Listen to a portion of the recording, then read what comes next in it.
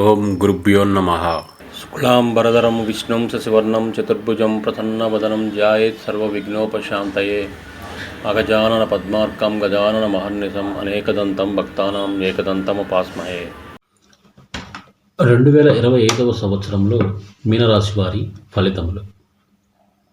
ఈ రాశి వారు పూర్వభాద్ర 4వ పాదం, ఉత్తరాభాద్ర 1, 2, 3, 4 పాదములు, రేవతి 1, 2, 3, 4 పాదములు కలవు.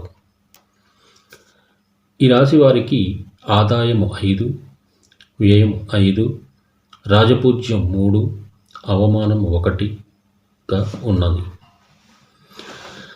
ఈ రాశి స్త్రీ పురుషాదులకు ఏలినాటి శని ప్రభావము, ద్వాదశ యందు రాహు వలన జీవితం పరీక్షాకాలమా అన్నట్లుగా ఉండును.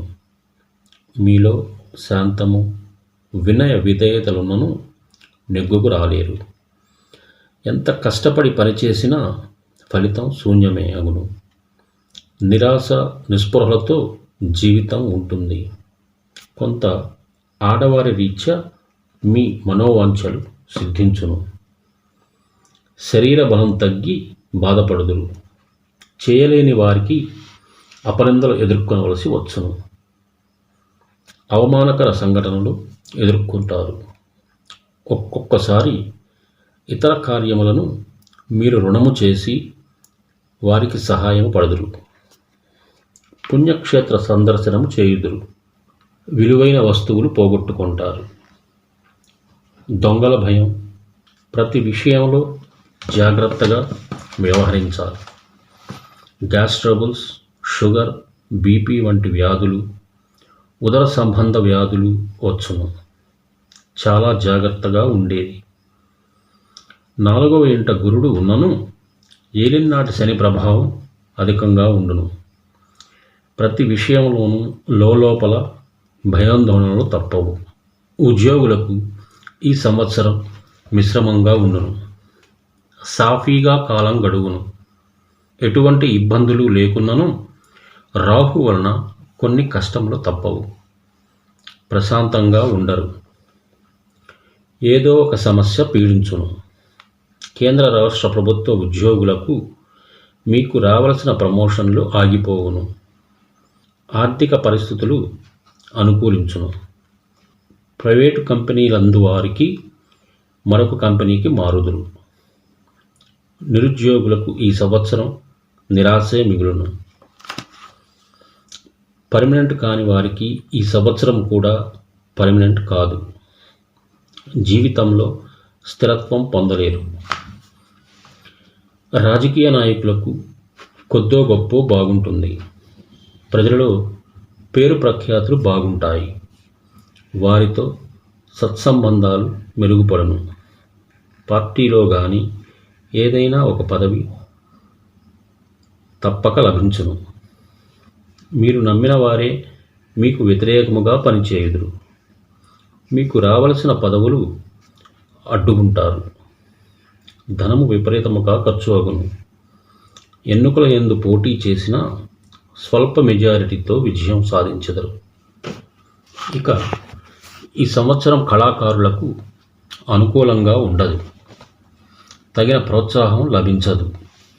టీవీ, సినిమా రంగంలో ఉన్నవారికి, గాయకులు, రచయితలు, డైరెక్టర్స్, ఇతర టెక్నీషియన్స్ విజయాలు అంతంత మాత్రం అగుటచే నూతన అవకాశములు తగ్గును. ఆర్థికంగా కొంత ఇబ్బందులు ఎదుర్కొంటారు. కానీ పోటీలలో అవార్డులు, రివార్డులు సాధించెదరు. వ్యాపారస్తులకు కొంతమందికి అనుకూలించుట, మరికొంతమందికి నష్టాలు కలుగును. కిరాణా వ్యాపారులకు బాగుంటుంది. హోల్సేల్ అండ్ రిటైల్ వ్యాపారులకు అనుకూలం. జాయింట్ వ్యాపారాలు భాగస్వాములతో విభేదించి విడిపోదురు. గృహ నిర్మాణ రంగంలో ఉన్నవారికి బాగుంటుంది. సరుకులు నిల్వ చేయు వారికి అంత అనుకూలంగా ఉండదు. నష్టములు తప్పవు. కాంట్రాక్టుదారులకు పర్వాలేదనిపించును. మీకు రావలసిన పనులు మరొకరికి పోవును. ప్రభుత్వ సంబంధ చిక్కులు కలుగును. రియల్ ఎస్టేట్ రంగంలో ఉన్నవారికి చాలా బాగుంటుంది. షేర్ మార్కెట్లో ఉన్నవారికి ధన నష్టం. రైస్ మిల్లర్స్కు మిశ్రమ ఫలితాలు ఉంటాయి. విద్యార్థులకు ఈ సంవత్సరం అంతగా అనుకూలించదు. శని రాహువుల వల్ల జ్ఞాపక శక్తి తగ్గుటచే మంచి మార్కులు పొందలేరు. చదువుపై ధ్యాస తగ్గును. ఇతర వ్యాపకాలు పెరుగును. ఎంట్రన్స్ పరీక్షలలో మంచి ర్యాంకులు పొందలేక మీకు నచ్చిన కాలేజీలలో సీట్లు పొందలేరు. బద్ధకం, చెడు స్నేహాల వల్ల కెరియర్ దెబ్బతీయును. క్రీడాకారులకు బాగుండును. విజయాలు లభించి పతకాలు పొందుదురు. జాతీయ అంతర్జాతీయ జట్ల యందు స్థానం లభించును. ఇక వ్యవసాయదారులకు 2 పంటలు ఫలించును. పంట దిగుబడి సమానంగా ఉంటుంది. పెద్దగా లాభములు రాకపోయినప్పటికీ నష్టములు రావు. కొంతమేర నిలదొక్కుంటారు. చేపల, రొయ్యల చెరువుల వారికి అనుకూలత, మంచి లాభములు వచ్చును. పౌల్ట్రీ రంగం వారికి బాగుండును. పండ్ల తోటల వారికి మంచి లాభాలు వచ్చును. వాణిజ్య పంటలకు అధిక ఆదాయం. కౌలుదారులకు గత సంవత్సరం కంటే కొంత మేలు జరుగును. ప్రభుత్వ సహాయం లభించును. ఇక ఈ సంవత్సరం స్త్రీల విషయానికి వస్తే ఏలినాటి శని, ద్వాదశి రాహు ప్రభావం అధికంగా ఉండటచే అన్ని రకముల ఇబ్బందులు కలుగును. మీ మాటకు విలువ ఉండదు. మిమ్మల్ని గౌరవించే వారే అవమానించెదరు. నమ్మక ద్రోహం చేయుదురు. కుటుంబంలో అశాంతి, ఆరోగ్య భంగములు. ఉద్యోగం చేయువారు సుదూర ప్రాంతాలకు బదిలీలు, కుటుంబమునకు దూరంగా ఉండవలసి వస్తుంది.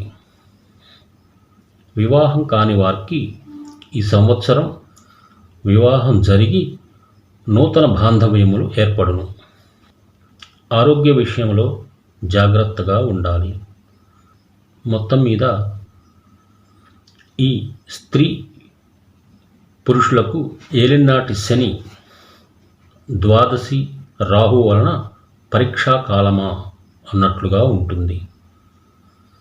మనోధైర్యము, మీలో గల నేర్పు, దైవభావం వలన కొంత ఊరట కలుగును. ఇక ఈ సంవత్సరం శాంతి విషయానికి వస్తే మంగళవార నియమాలు పాటించాలి. రాహువు, కేతువులు, జపాలు, హోమాలు చేయించిన మంచిది. మంగళవారం రోజున మీ ఊరి శివాలయంలో రుద్రాభిషేకం చేయండి. ఒక్కసారైనా శ్రీశైల క్షేత్ర దర్శనం మంచిది. రాహు, శనిగ్రహ యంత్రాలు ధరించుట మంచిది. స్వస్తి. సర్వే జనా సుఖినో భవంతు.